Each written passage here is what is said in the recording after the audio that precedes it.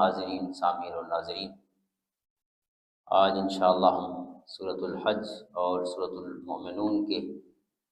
مضامین کو اجمالی انداز میں سمجھنے کی کوشش کریں گے۔ یہ مبارک صورتیں 17ویں اور 18ویں پارے میں ہیں۔ سورۃ الحج جیسے اس کے نام سے ظاہر ہے، اس میں چونکہ حج کے احکام بیان فرمائے گئے ہیں، اسی نسبت سے اس کا نام بھی الحج ہے۔ اور خصوصاً یہ آیت کریمہ وَأَذِّن فِي النَّاسِ بِالْحَجِّ کہ حضرت ابراہیم علیہ السلام کو اللہ تعالیٰ فرماتا ہے، ہم نے یہ حکم فرمایا کہ لوگوں میں حج کا اعلان کر دیجیے۔ جب انہوں نے کعبہ کی تعمیر مکمل فرمائی تو اس کے ساتھ ہی انہوں نے اعلان فرمایا، حج کے لیے اللہ کے بندوں کو دعوت دی، اور بندوں کے روحوں نے وہ دعوت سنی اور قبول فرمائی۔ تو اسی نسبت سے سورت کا نام الحج ہے۔ سورت مؤمنون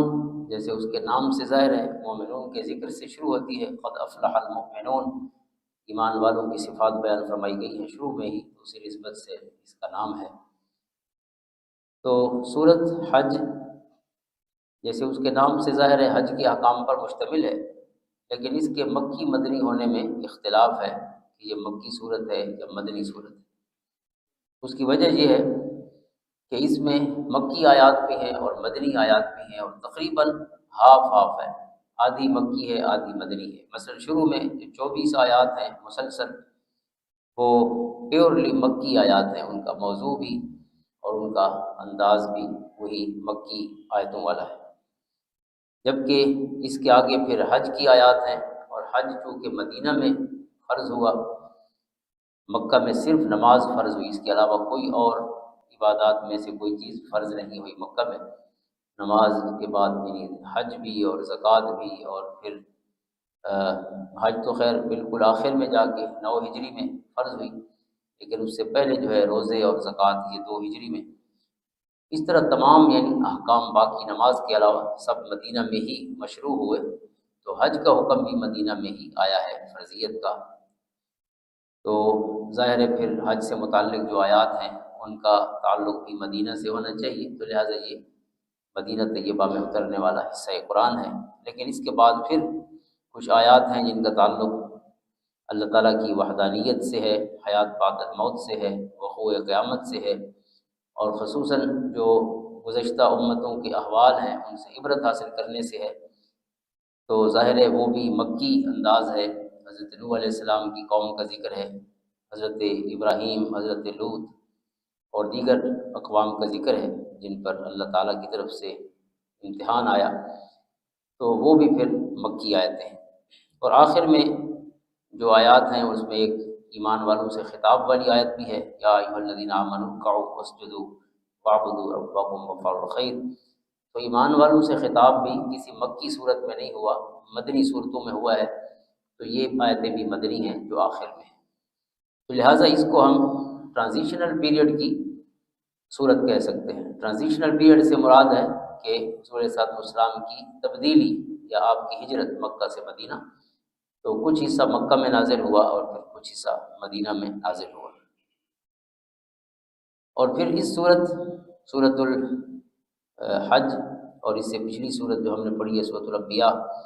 اس میں مناسبت موضوعاتی مناسبت بھی ہے اور انبیاء کے ذکر کے حوالے سے بھی مناسبت ہے۔ موضوعاتی مناسبت اس طرح کہ اس میں بھی قیامت اور حشر کا ذکر تھا۔ لو یعلم الذین کفروا حین لا یکفون عن وجوہہم النار ولا عن ظہورہم ولا هم ینصرون۔ قیامت کے دن کفار کا یہ حال بیان کیا گیا ہے کہ اگر کافر اب جان لیتے کہ ایک دن آئے گا کہ جب وہ نہ اپنے چہروں سے آگ ہٹا سکیں گے اور نہ ہی اپنی پیٹھوں سے، اور نہ ہی ان کی کوئی مدد کرے گا، یعنی ایسے گھرے ہوں گے اس اللہ تعالیٰ کے عذاب میں۔ بل تأتیہم بغتہ فتبہتہم فلا یستطیعون ردہا ولا هم ینظرون۔ اور وہ اچانک ہی ان پر وہ عذاب کی کیفیت پیدا ہو جائے گی، اور پھر یہ مبہوت ہو جائیں گے، حیران ہو جائیں گے، اور اسے ٹال نہیں سکیں گے، خود سے اس عذاب کو دور نہیں کر سکیں گے۔ اسی طرح جو ایک اور حقیقت ہے اللہ کے ہاں جو حساب کتاب ہے، اور اس میں جو انصاف ہے اس کا ذکر بھی سورۃ انبیاء میں تھا۔ وَنَضَعُ الْمَوَازِينَ الْقِسْطَ لِيَوْمِ الْقِيَامَةِ فَلَا تُظْلَمُ نَفْسٌ شَيْئًا، کہ ہم انصاف کے ساتھ میزان رکھیں گے قیامت کے دن اور کسی پر کوئی زیادتی نہیں ہوگی۔ وَإِنْ كَانَ مِثْقَالَ حَبَّةٍ مِّنْ خَرْدَلٍ أَتَيْنَا بِهَا، اگر ذرہ برابر بھی، رائی کے دانے برابر بھی کسی کا عمل ہوگا اچھا یا برا، ہم اسے لے آئیں گے۔ وَكَفَىٰ بِنَا حَاسِبِينَ، اور ہم کافی ہیں حساب لینے کے لیے، ہمیں کوئی بندے رکھنے کی ضرورت نہیں ہے، کوئی اور جج مقرر کرنے کی، تمام انسانیت کے حساب کے لیے اللہ فرماتا ہے میں کافی ہوں۔ تو سورۃ حج جس طرح قیامت کا ذکر ہے سورۃ انبیاء میں، سورۃ حج کا بالکل آغاز ہی قیامت کے ذکر سے ہے۔ یا ایھا الناس اتقوا ربکم ان زلزلۃ الساعۃ شیء عظیم، اے لوگو اپنے رب سے ڈرو، بے شک جو زلزلۃ الساعہ قیامت کا جو زلزلہ ہے وہ بہت بڑی چیز ہے، یعنی قیامت کی ہولناکی جو ہے اس کے ذکر سے ہی سورت کا آغاز ہوا، اور پھر اس کی اسی ہولناکی کو اس مثال سے بیان کیا گیا۔ یوم ترونھا تذہل کل مرضعۃ عما ارضعت وتضع کل ذات حمل حملھا، کیا آپ اس دن دیکھیں گے اے مخاطب، تذہل کل مرضعۃ عما ارضعت، جو شیر خوار بچے کی ماں ہے، دودھ پلانے والی جو ہے، یعنی جس کا بچہ ابھی اس کا دودھ پیتا ہے، چھوٹا بچہ جس کی گود میں ہے، وہ ماں اپنے بچے کو بھول جائے گی، یعنی بچے کو ویسے بھی بھولنا ماں کے لیے ممکن نہیں، اور جن دنوں میں بچہ دودھ پینے کی عمر میں ہوتا ہے، شیر خارگی کی عمر میں، اس وقت تو ایک پل بھی ماں جو ہے غافل نہیں ہوتی، لیکن قیامت کا خوف اتنا شدید ہوگا کہ فرمایا وہ دودھ پلانے والی جو ماں ہے وہ بھی اپنے دودھ پیتے بچے سے بھی غافل ہو جائے گی۔ اور وَتَضَعُ كُلُّ ذَاتِ حَمْلٍ حَمْلَهَا، اور اتنا خوف ہوگا کہ جو حمل والیاں ہیں وہ اپنا حمل ساقط کر دیں گی، ان کا حمل گر جائے گا خوف کی وجہ سے۔ یعنی اللہ تعالیٰ نے قیامت کی شدت کو اس انداز میں بیان فرمایا۔ تو سورۃ حج کا آغاز بھی اسی ذکر سے ہوا جو اس سے پہلی صورت میں کل ہم نے سورۃ انبیاء میں جو آیات پڑھی۔ پھر اس کے جو موضوعات ہیں ان میں مکی صورتوں والا پہلو بھی ہے، یعنی اللہ تعالیٰ کی توحید کا ذکر بالکل شروع کی آیات میں، اور پھر توحید پر دلائل ہیں، اللہ کے ایک ہونے پر دلائل ہیں، اور پھر قیامت کا ذکر تو ذکر پہلی آیتوں میں ہی ہے، تو یہ بھی مکی صورتوں کے غالب موضوعات کا حصہ ہے۔ اور پھر اس میں جو مدنی رنگ ہے، حضرت ابراہیم علیہ السلام نے جب کعبہ کی تعمیر مکمل فرمائی تو انہوں نے حج کے لیے پھر پکارا اللہ کے حکم سے۔ وَأَذِّن فِي النَّاسِ بِالْحَجِّ، اللہ فرماتا ہے کہ ہم نے انہیں حکم دیا کہ اب حج کے لیے لوگوں کو بلائیے۔ اب حج کے لیے جو آپ نے بلانا تھا، تو اس میں ایک سمپل سی چیز ہے کہ حضرت ابراہیم علیہ السلام جہاں کھڑے ہیں وہ تو وادی غیر ذی زرع، یعنی جس میں انسانی آبادی تو دور، وہاں تو کوئی پرندے بھی نہیں تھے چونکہ پانی نہیں تھا، لیکن حکم ہوا کہ آپ لوگوں کو بلائیے حج کے لیے۔ اب حضرت ابراہیم علیہ السلام کی آواز کیسے پہنچتی کہیں، یہ شروع رکوع کا ہے۔ وَإِذْ بَوَّأْنَا لِإِبْرَاهِيمَ مَكَانَ الْبَيْتِ أَلَّا تُشْرِكْ بِي شَيْئًا وَطَهِّرْ بَيْتِيَ لِلطَّائِفِينَ وَالْقَائِمِينَ وَالرُّكَّعِ السُّجُودِ وَأَذِّنْ فِي النَّاسِ بِالْحَجِّ يَأْتُوكَ رِجَالًا وَعَلَىٰ كُلِّ ضَامِرٍ يَأْتِينَ مِن كُلِّ فَجٍّ عَمِيقٍ، کہ آپ حج کے لیے اعلان کیجئے، آپ کے پاس لوگ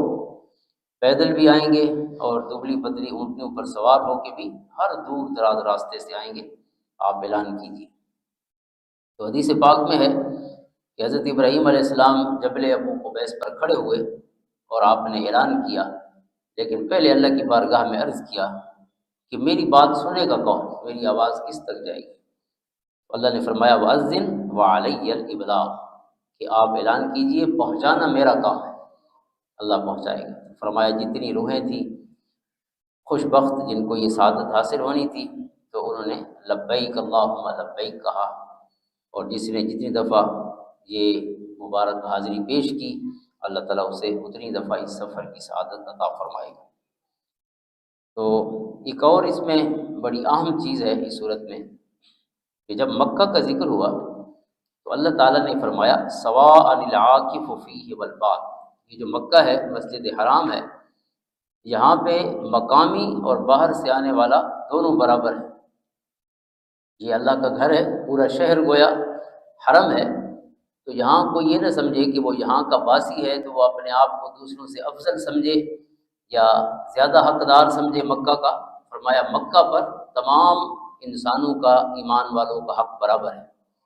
یہ بڑا اہم مسئلہ ہے۔ اب جب سب کا حق برابر ہے تو پھر کسی کو مکان کرائے پہ دینا اس کی اجازت ہے یا گھر بیچنے اور خریدنے کی اجازت ہے، کیونکہ سب برابر ہیں اندر والے باہر والے، تو اس کا کیا مفہوم ہے؟ تو اس پر بہت سا کلام ہے ہمارے فقہائے کرام کا، تو تھوڑی سی گفتگو اس حوالے سے ہو جائے کہ پہلی بات تو یہ ہے کہ یہاں جنہوں نے اجازت دی ہے تو اجازت یہ ہے کہ آپ جائز حد تک تو کرائے لے سکتے ہیں یا منافع رکھ سکتے ہیں جب چیزیں بیچتے ہیں، لیکن چونکہ حق سب کا برابر ہے تو آپ ایک جائز حد سے آگے نہ بڑھیں کسی بھی معاملے میں۔ حضرت امام اعظم ابو حنیفہ کا فتویٰ یہ ہے کہ ایام حج میں مکانات کرائے پر دینا مکروہ ہے۔ یہ در مختار میں، رد المختار میں حضرت امام شامی اور ان کے پیشرو حضرت علاء الدین حسکفی نے امام اعظم ابو حنیفہ کا جو فتویٰ ذکر کیا ہے تو انہوں نے ان کو حج کے دنوں میں مکروہ کہا ہے، کیونکہ اگر آپ کرائے زیادہ کریں گے یا پہلے تو کرائے رکھیں گے تو باہر سے آنے والے جو ہیں ان کے لیے یہاں ٹھہرنا مشکل ہوگا، جبکہ اللہ نے کہہ دیا ہے کہ اندر والے اور باہر والے کا حق برابر ہے۔ تو لہٰذا اگر آپ یہ برداشت کر سکتے ہیں تو پھر حج کے دنوں میں گزارا کریں، باقی دنوں میں آپ کی جو کمی ہے آپ پوری کر لیں، لیکن حج کے دن جو ہیں کم سے کم وہ جو ایک ہفتہ کہہ لیں، یعنی 8 ذی الحجہ سے 13 ذی الحجہ تک یہ جو ایام ہیں، ان ایام میں آپ کو رہائش یا اس سے پہلے یا پیچھے جب رہنا ضروری ہوتا ہے حجاج کرام کا، تو ان دنوں میں حج کے ایام میں وہ فرماتے ہیں کہ یہ کراہت ہے، یعنی حرام نہیں ہے لیکن پسندیدہ نہیں ہے اسلام میں اس آیت کریمہ کی روشنی میں۔ جبکہ باقی جو ہمارے فقہا ہیں، مثلا حضرت امام شافعی، امام احمد بن حنبل، ان کے نزدیک فروخت کرنا بھی سرزمین مکہ کے جو علاقے ہیں مختلف اور کرائے پر دینا بھی وہ جائز کہتے ہیں۔ المغنی میں ابن قدامہ نے اس کو ذکر کیا،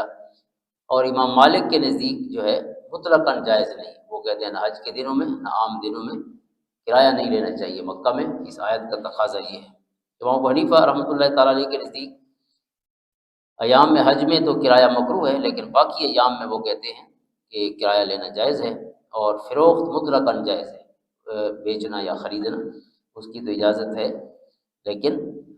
بہرحال ایک چیز ذہن میں ہونی چاہیے اور وہ ہے ناجائز منافع خوری، یعنی کرایہ بھی ہونا چاہیے تو وہ مناسب، اور جو چیزیں وہاں پہ بیچی جا رہی ہیں وہ بھی مناسب ریٹس پر ہونی چاہیے۔ تو ایک بہت بڑی سستی ہے، اگرچہ سعودی حکومت بہت زیادہ سہولیات فراہم کرتی ہے، اس میں کوئی شک نہیں، لیکن حج کے دنوں میں جو کرائے ہوتے ہیں یا چیزوں کے ریٹس ہوتے ہیں اگر وہ کرنا چاہیں تو کر سکتے ہیں، لیکن چیزیں آسمان تک پہنچ جاتی ہیں۔ خصوصاً کرایہ جو ہے،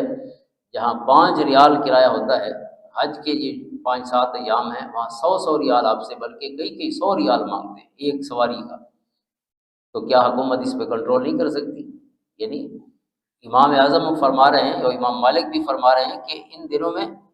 تو کرایہ لینا ہی نہیں چاہیے چیزوں کا، تو اگر چلو لیں ان کا خرچہ ہے تو کم سے کم اس کو تو روکنا چاہیے جو سراسر ظلم ہے، یعنی پورا سال کرایہ اور ہو اور ان 7 دنوں میں کرایہ اور ہو، خصوصاً جن دنوں میں مینا سے حجاج کرام نے عمرہ اس کے لیے طواف کے لیے آنا ہوتا ہے مکہ، طواف زیارت کے لیے پھر واپس جانا ہوتا ہے،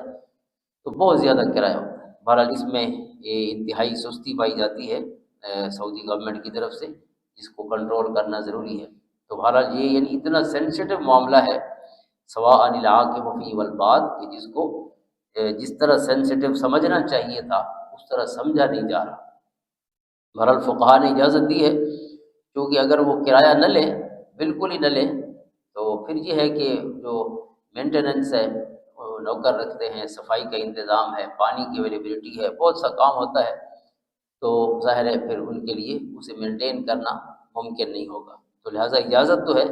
لیکن ناجائز کی تو کبھی بھی اجازت نہیں ہوتی، اور خصوصاً جو اللہ رب العزت کے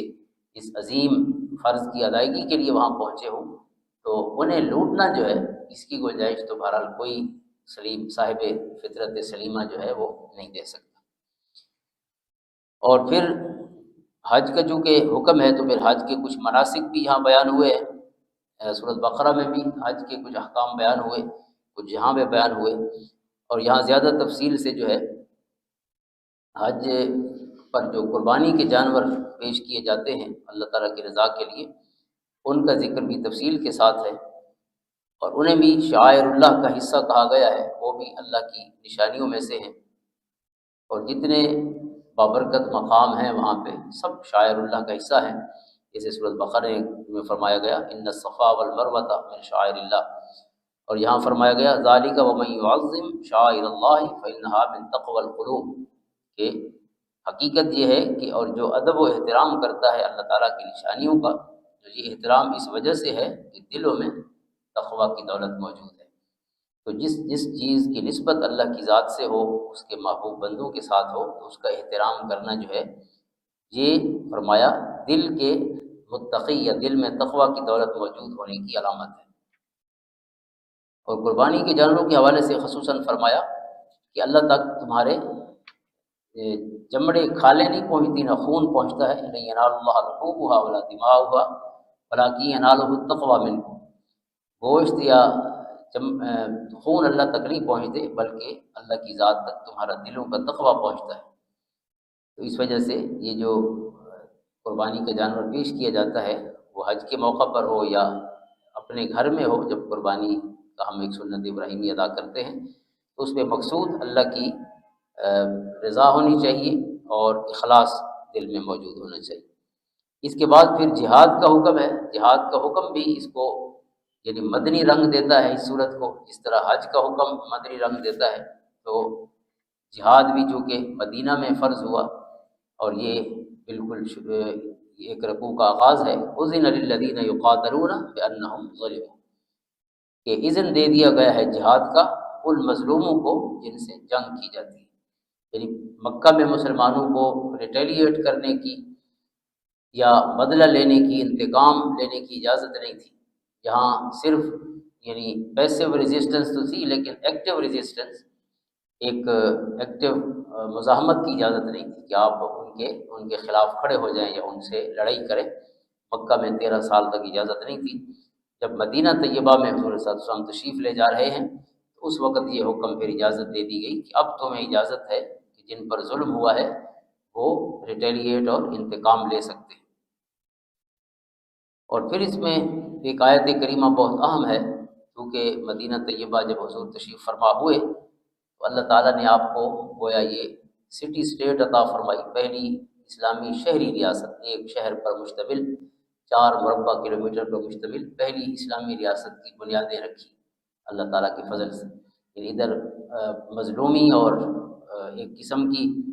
محکومی کی کیفیت سے مکہ سے جا رہے ہیں، اور وہاں اللہ تعالیٰ نے اقتدار عطا فرما دیا۔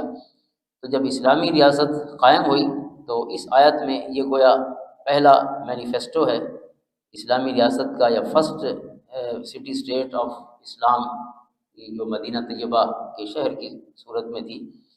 تو اس کا پہلا مینیفیسٹو یا اس کا منشور دیا گیا، 4 احکام پر مشتمل ہے۔ الذین مکناہم فی الارض اقاموا الصلاۃ وآتوا الزکاۃ وامروا بالمعروف ونہوا عن المنکر، کہ جب بھی ہم انہیں زمین میں قیام عطا فرمائیں گے، حکومت عطا فرمائیں گے ایمان والوں کو، تو وہ یہ 4 کام کریں گے۔ پہلا کام ہے اقاموا الصلاۃ، کہ وہ نماز قائم کریں گے۔ نماز قائم کرنے کا مطلب نماز کو بطور نظام اور سسٹم کے وجود دینا ہے۔ یعنی نماز یہ اسلامی ریاست کی ذمہ داری ہے کہ وہ فیسیلیٹیٹ کرے اپنے شہریوں کو نماز کے حوالے سے۔ دوسرا وآتوا الزکاۃ، زکوٰۃ کا ایک نظام ہو، کیونکہ اگر ہم انفرادی طور پہ دیتے ہیں تو زکوٰۃ تو ادا ہو جاتی ہے، لیکن زکوٰۃ کا اگر نظام ہو تو پھر وہ جو حکومت ہے، اسلامی ریاست ہے، اس کے پاس زیادہ ڈیٹا ہوتا ہے کہ کون سے علاقے میں کتنی ضرورت ہے، کتنے لوگ جو ہیں، جیسے غربت سروے ہوتے ہیں، تو حکومت ہی اتنا بڑا ڈیٹا رکھ سکتی ہے۔ عام آدمی کو پتہ نہیں ہوتا، ہمیں تو 1-2 بندوں کو پتہ ہوگا، یہ جو دائیں بائیں رہتے، ہو سکتا ہے جس کو ہم دے رہے ہیں اس کو بار بار ہی ہم بھی دے رہے ہوں اور بھی دے رہے ہوں، اور کئی لوگ بھوکے بیٹھے ہوں۔ اس لیے یہ ریاست جو ہے وہ مینیج کر سکتی ہے تاکہ یہ جو اس کی تقسیم ہے دولت کی وہ مساوی طور پر ہر جگہ ہو اور ہر مستحق تک پہنچے۔ تو اس لیے یہ دوسرا فرض قرار دیا گیا اسلامی ریاست کا کہ وہ زکوٰۃ کا نظام قائم کرے گی۔ تیسری چیز ہے وَأَمَرُوا بِالْمَعْرُوفِ، نیکی کا حکم کریں گے، وَنَهَوْا عَنِ الْمُنْکَرِ، اور برائی سے روکیں گے۔ آپ کو پتہ ہے برائی سے روکنا، ایک عام شہری برائی سے نہیں روک سکتا۔ میں اپنے بچوں کو تو روک سکتا ہوں، اپنے ایک خاص حلقہ احباب تک تو میں کچھ سختی بھی کر سکتا ہوں، لیکن ایک عام شہری جو دائیں بائیں رہتا ہے یا گلی سے گزر رہا ہے، اگر میں اسے کچھ کہوں گا تو وہ تو میرے گلے لگ جائے گا۔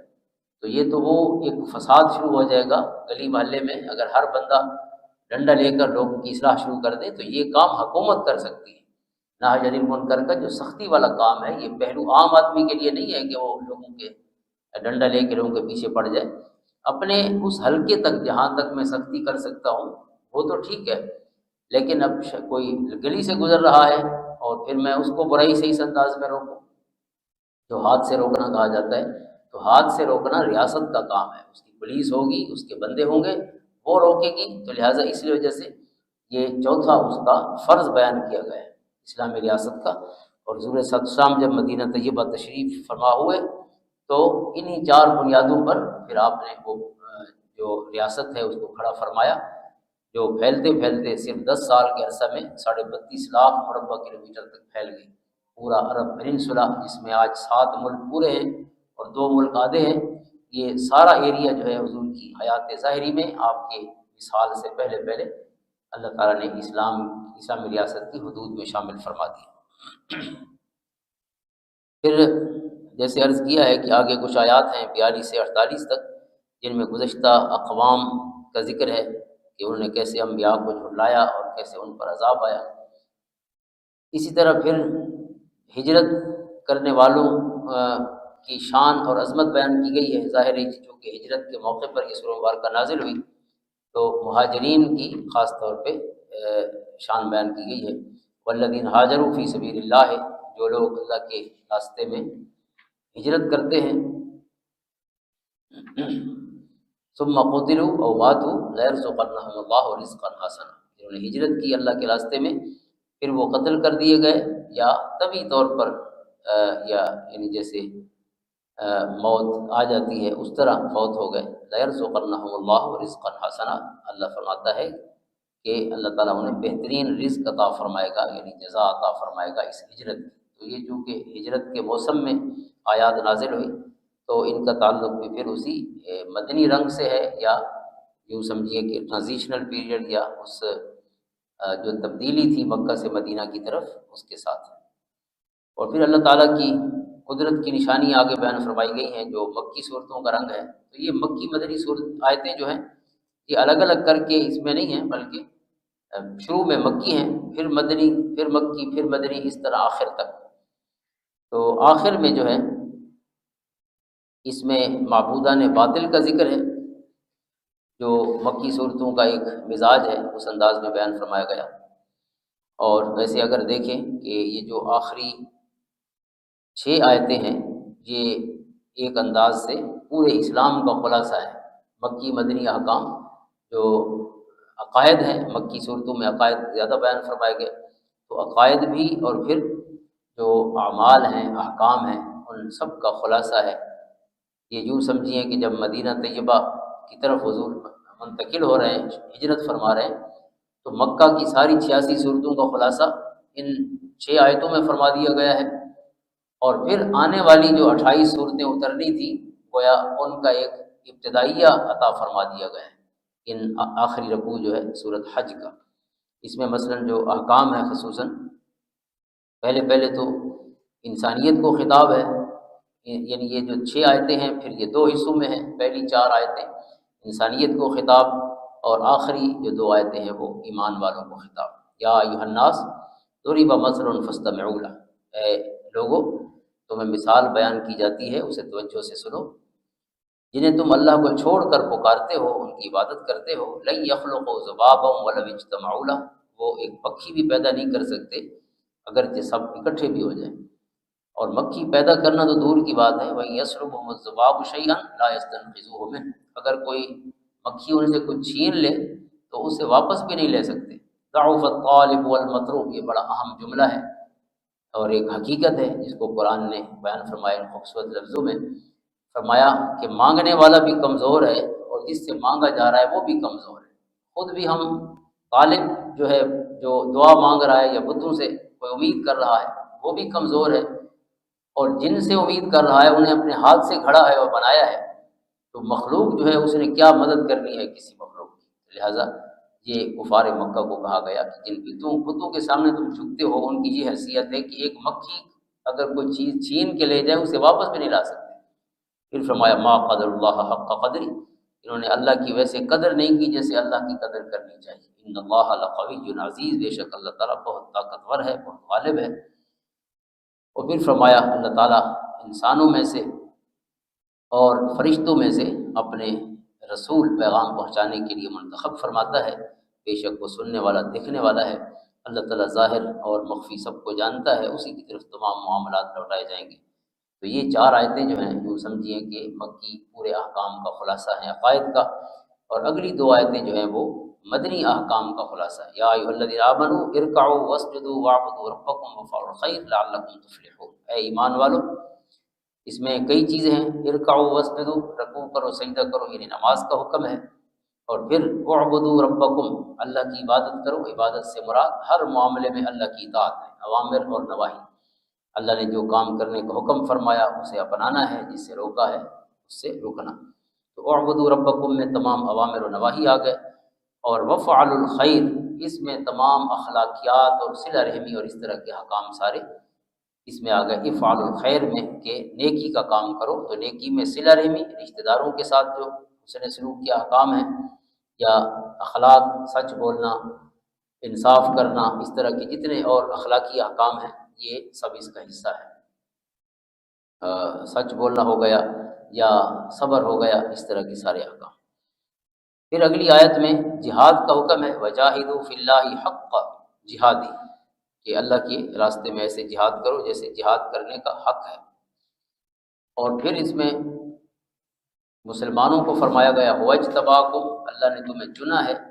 وما جعل علیکم فی الدین من حرج، اور اللہ نے دین میں کوئی مشکل نہیں رکھی، ملت ابیکم ابراہیم، یہ جو دین ہے یہ ملت ابراہیمی ہے، حضرت ابراہیم علیہ السلام کی سنت ہے، احکام جو ہیں ان کا۔ وہ سماکم المسلمین من قبل وفی ھذا، اسی نے تمہارا نام مسلم رکھا ہے اس سے پہلے اور اس قرآن میں بھی، یعنی اللہ کو ماننے والوں کا، جھکنے والوں کا ایک ہی نام ہے اللہ رب العزت کے پاس، وہ ہے مسلم۔ جب سے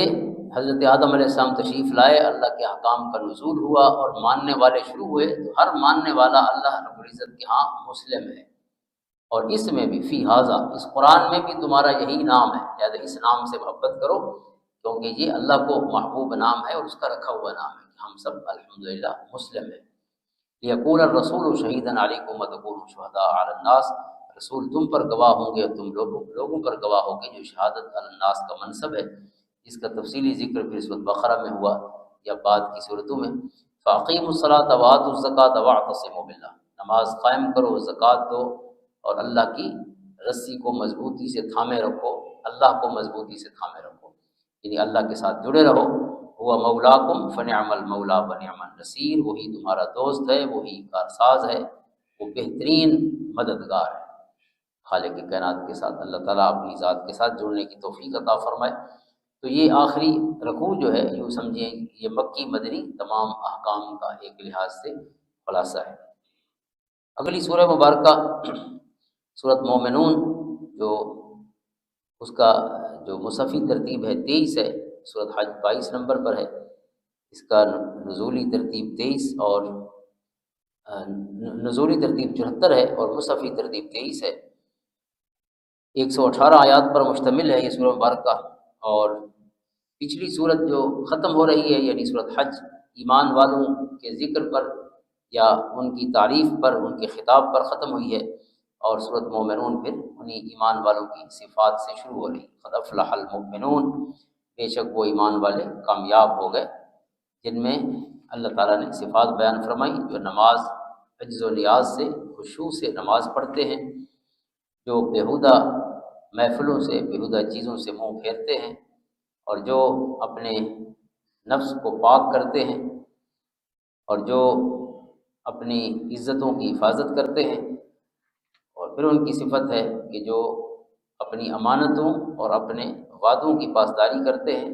اور پھر فرمایا جو نمازوں کی حفاظت کرتے ہیں، یہی وارث ہیں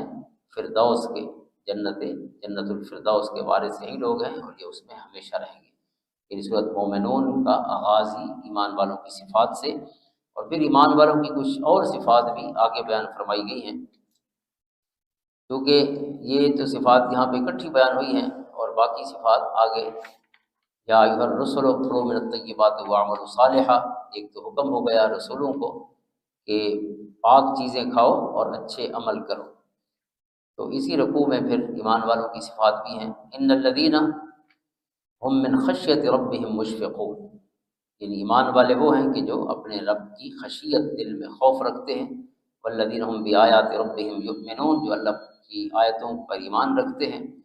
اور اپنے رب کے ساتھ کسی کو شریک نہیں بناتے، اور جو دیتے ہیں جو ان کی توفیق ہو،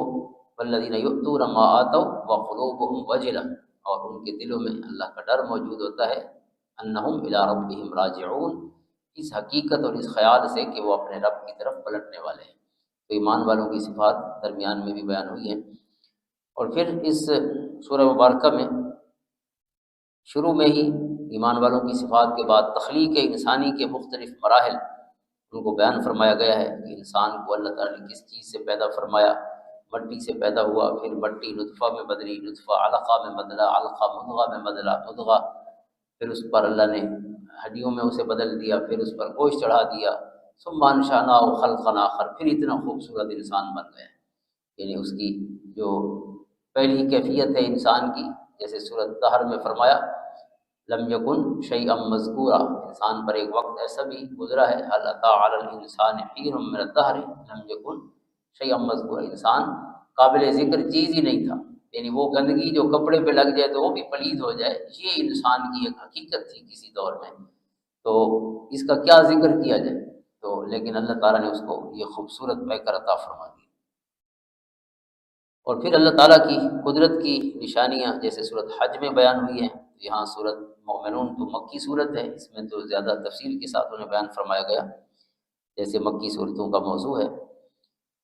اور پھر انبیاء کے کچھ قصص اور واقعات بھی بیان ہوئے ہیں، اگرچہ ان میں اختصار ہے، زیادہ تفصیل نہیں ہے۔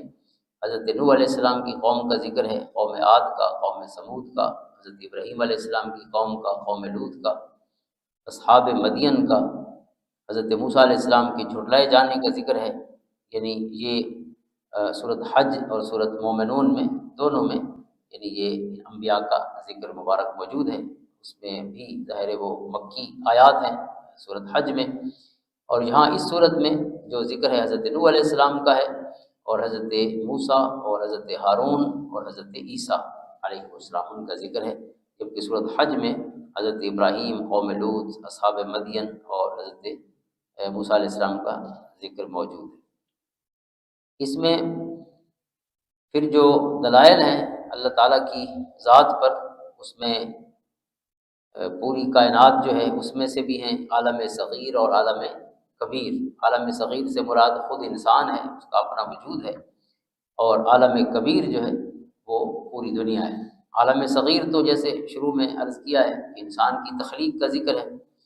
اور آگے ہے وَهُوَ الَّذِي أَنشَأَكُمْ، وہی اللہ ہے جس نے تمہیں پیدا فرمایا۔ تو انسان کی تخلیق کے مختلف مراحل شروع میں بیان فرمائے گئے، اور پھر آگے چل کے ایک دفعہ پھر اللہ تعالیٰ نے اپنی مبارک صفات کو بیان فرمایا کہ خالق وہ ہے جس نے تمہیں پیدا فرمایا اور تمہیں کان عطا فرمائے، آنکھیں دی، دل عطا فرمایا، لیکن تم میں بہت کم لوگ شکر ادا کرتے ہیں، اور وہی ہے جس نے تمہیں دنیا میں پھیلا دیا زمین میں، اسی کی طرف جمع کیے جاؤ گے، وہی ہے جو زندہ کرتا ہے اور مارتا ہے، اور وَلَهُ اخْتِلَافُ اللَّيْلِ وَالنَّهَارِ، اور یہ گردش لیل و نہار جو ہے اسی کے حکم سے ہے، اسی کے اختیار میں ہے، رات کا آنا اور پھر رات کا چلے جانا، دن کا آنا پھر دن کا ختم ہو جانا، یہ تمام چیزیں اللہ تعالیٰ نے اپنے قدرت کے دلائل کے طور پہ بیان فرمائی۔ اور پھر اس میں قانون ہلاکت اقوام جو ہے یا قانون استبدال اقوام ہے، اس کے لیے دو آیتیں اہم ہیں۔ ثم انشأنا من بعدهم قرنا آخرین، حضرت نوح علیہ السلام کی قوم نے جب تکذیب کی، جھٹلایا اللہ کی آیتوں کو، تو ان پر عذاب آیا، تو اللہ فرماتا ہے پھر ہم اور قوم کو لے آئے، یعنی ان پر عذاب آیا، وہ ختم ہو گئے، پھر اللہ اور قوم کو لے آئے۔ اسی طرح آگے فرمایا ثم انشأنا من بعدهم قرونا آخرین، پھر دوسری قوم کے عذاب کا ذکر ہوا، تو پھر اللہ نے فرمایا ہم نے ان کو بدل دیا۔ اور ہلاکت اقوام کا سبب کیا تھا؟ فکذبوہما فکانوا من المہلکین، ان کی جھٹلانا جو تھا انبیاء کو،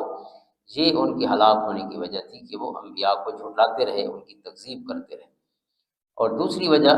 استکبار ہے، فَلَقَدْ أَخَذْنَاهُمْ بِالْعَذَابِ فَمَا اسْتَكَانُوا لِرَبِّهِمْ وَمَا يَتَضَرَّعُونَ، کہ جب ہم نے ان کی گرفت فرمائی تو وہ جھکے نہیں اور نہ انہوں نے کوئی عاجزی اختیار کی، یعنی مزید اکڑتے گئے اپنے، جیسے اخذت العزت بالاسم، قرآن کہتا ہے کہ گناہ کے بعد پھر اس کی عزت نفس کا مسئلہ بھی ہو جاتا ہے، اس کو ٹوکو کہ آپ نے غلط کیا ہے تو کہتا ہے میری بے عزتی ہو گئی۔ تو جب انہیں بلایا گیا اور پھر ان کے گناہوں پر انہیں آگاہ کیا گیا تو بجائے سدھرنے کے وہ اور زیادہ بگڑتے چلے گئے۔ تو اس کے بعد پھر آیات میں اللہ تعالیٰ نے کچھ سوال ہیں جو حضور صلی اللہ علیہ وسلم کی زبان سے قرآن کا حصہ بنائے ہیں۔ قل لمن الارض ومن فیها ان کنتم تعلمون، فرمایا ان سے پوچھو کہ یہ زمین اور زمین کے اندر جو کچھ ہے یہ کس کی ملکیت ہے؟ سیقولون للہ، یہ کہیں گے اللہ کی، یعنی کیونکہ مکہ والے اللہ سے متعارف تھے، اللہ کو جانتے تھے، لیکن اللہ کے ساتھ انہوں نے پھر بتوں کو بھی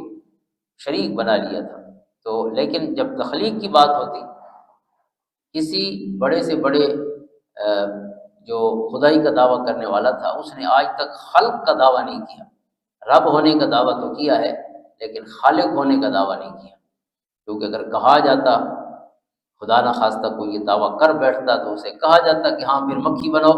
تو قرآن نے تو کہہ دیا ہے کہ مکھی نہیں بنا سکتے، مکھی کا چھینا ہوا واپس نہیں لا سکتے، تو بنائیں گے کیسے؟ لہذا جب پوچھا جائے کہ کس کی ملکیت ہے تو حضور کو اللہ تعالیٰ فرماتا ہے کہ آپ پوچھیں گے تو کہیں گے سیقولون للہ، اللہ کی ملکیت۔ پھر پوچھیں قل من رب السماوات السبع ورب العرش العظیم، کہ 7 آسمانوں کا مالک کون ہے اور عرش عظیم کا مالک کون ہے؟ سیقولون للہ، کہیں گے اللہ۔ قل افلا تتقون، آپ کہیں گے پھر تمہارا دماغ کام کیوں نہیں کرتا، پھر اسی سے ڈرو جو مالک ہے۔ قل من بیدہ ملکوت کل شیء وہو یجیر ولا یجار علیہ، ان سے پوچھئے من بیدہ ملکوت کل شیء، کہ ہر چیز کی جو قدرت کاملہ ہے وہ کس کے ہاتھ میں ہے، ہر چیز کا مالک کون ہے؟ سب کہیں گے سیقولون للہ، اللہ ہی کے ہاتھ میں۔ قل فانا تسحرون، تو آپ پھر پوچھیں گے آپ کس پھر جادو تم پر ہو چکا ہے، کس دھوکے میں مبتلا ہو، یہ جانتے ہوئے کہ خالق و مالک وہی ہے، پھر بھی تم کہتے ہو لات ہے اور منات ہے اور عزا ہے اور حبل ہے۔ تو اس انداز میں انہیں جھنجھوڑا گیا ہے قرآن کریم میں۔ اور پھر آگے ایک کفار کا نظریہ دہریت جو ہے، آج کل بھی دہریہ لوگ بہت ہیں جو کسی مذہب کو نہیں مانتے اور کہتے ہیں کائنات خود ہی بن رہی ہے، خود ہی چل رہی ہے۔ تو ان کا ایک اصول جو آج بھی ہے اس وقت بھی تھا، ان ہی الا حیاتنا الدنیا نموت و نحیا وما نحن بمبعوثین، کہ نہیں ہے یہ دنیا کی زندگی، نہیں ہے مگر یہ دنیا کی زندگی، ان ہی الا حیاتنا الدنیا، یعنی مرنے کے بعد اور کوئی زندگی نہیں، نعوذ باللہ، بس یہی زندگی ہے، نموت و نحیا، ہم مرتے ہیں اور جیتے ہیں، وما نحن بمبعوثین، ہمیں کوئی نہیں اٹھایا جائے گا، بس ایک دفعہ مریں گے تو مٹی کے ساتھ مٹی ہو جائیں گے۔ یہ یعنی جو دہری لوگ جن کو کہا جاتا ہے، آج کل ان کو ملحد کہتے ہیں یا لبرل کہہ لیں، یعنی کسی مذہب کو جو ماننے والے نہیں ہیں، تو ان کا اصول اس وقت بھی یہی تھا اور آج بھی یہی ہے۔ تو اللہ تعالیٰ نے زمین میں، آسمان میں، انسان کے اپنے وجود میں پھیلے ہوئے دلائل سے پھر انہیں سمجھایا ہے اپنی شان کے مطابق کہ یہ بغیر خالق کی چیزیں کیسے ہو سکتی ہیں۔ جیسے سورۃ انبیاء میں فرمایا لو کان فیہما آلیۃ الا اللہ لفسدتا، اگر ایک سے زیادہ خدا ہوتے، 2 خدا ہوتے تو یہ زمین کیسے چلتی، کیونکہ دونوں خدا اگر حکم دیتے، ایک کہتا کہ سورج ابھرنا چاہیے، دوسرا کہتا کہ نہیں ابھرنا چاہیے، تو اگر ایک کی مانی جاتی تو دوسرے کی نہ مانی جاتی، جس کی نہ مانی جاتی وہ خدا کیسے ہوتا؟ خدا تو وہ ہے کہ جس کا خلق اور امر جو ہے اس میں کوئی شک نہیں۔ تو اگر دو ہوتے تو پھر یہ اللہ فرماتے ہیں لفسدتا، یہ جو نظام دنیا ہے یہ سارا گڑبڑ ہو جاتا، ایک کی بات مانی جاتی دوسرے کی نہ مانی جاتی، تو وہ آپس میں خداؤں کا اختلاف ہو جاتا۔ تو کائنات کا کل فی فلک یسبحون، ایک سیکنڈ کی بھی تاخیر کے بغیر کائنات صدیوں سے چل رہی ہے اور چلتی رہے گی۔ یہ دلیل ہے کہ کوئی ایک ہی ہے جس کا حکم یہ مان رہی ہے، اس کے حکم پہ چل رہی ہے۔ اور پھر ارشاد فرمایا، یہ ایک دعا بھی ہے جو آقا کریم علیہ السلام کو تعلیم فرمائی گئی ہے، اور یہ مانگنی چاہیے شیطان کے وسوسوں سے بچنے کے لیے بھی، اور جنات اور اس طرح کی جو بھی شریر چیزیں ہیں ان سب سے حفاظت کے لیے یہ بڑی اہم دعا ہے۔ اللہ نے فرمایا وَقُلْ رَبِّ أَعُوذُ بِكَ مِنْ هَمَزَاتِ الشَّيَاطِينِ وَأَعُوذُ بِكَ رَبِّ أَنْ يَحْضُرُونِ، اے محبوب صلی اللہ علیہ وسلم یہ دعا مانگتے رہیے، میں پناہ طلب کرتا ہوں شیطانوں کے وسوسوں سے، اور اے اللہ میں تیری پناہ طلب کرتا ہوں اس سے جو میرے پاس آئیں، یعنی کوئی بھی ایسا انویزیبل جو ہم دیکھ نہیں سکتے ایسا کوئی نقصان دینے والا وجود موجود ہو دنیا میں۔ تو جن بھی ایک حقیقت ہے موجود ہے، قرآن نے ان کو ذکر فرمایا، اور بھی مخلوق ہو سکتی ہے جو شریر ہو، خصوصاً خود شیطان جو ہے اس کی اولادیں ہیں۔ تو یہ دعا بڑی اہم ہے، رب اعوذ بک من ہمزات الشیاطین واعوذ بک رب ان یحضرون۔ اس کے تحت علامہ ابن کثیر نے اپنی تفسیر میں لکھا ہے، امام احمد بن حنبل ہمارے بہت بڑے امام بھی ہیں فقہ کے اور حدیث کے بھی، ان کی کتاب مسند احمد بن حنبل سے یہ حدیث پاک ہے کہ کان رسول اللہ صلی اللہ علیہ وآلہ وسلم یعلمنا کلمات یقولہن عند النوم من الفزع، حضور علیہ الصلوۃ والسلام یعنی ہمیں تعلیم فرماتے تھے کہ نیند کے لیے خصوصاً یہ کلمات پڑھا کرو، جب سونے لگو تو یہ کلمات پڑھا کرو، اعوذ بکلمات اللہ التامہ من غضبہ وعقابہ وشر عبادہ ومن ہمزات الشیاطین وان یحضرون۔ انہی آیات سے ماخوذ حضور کے یہ کلمات ہیں،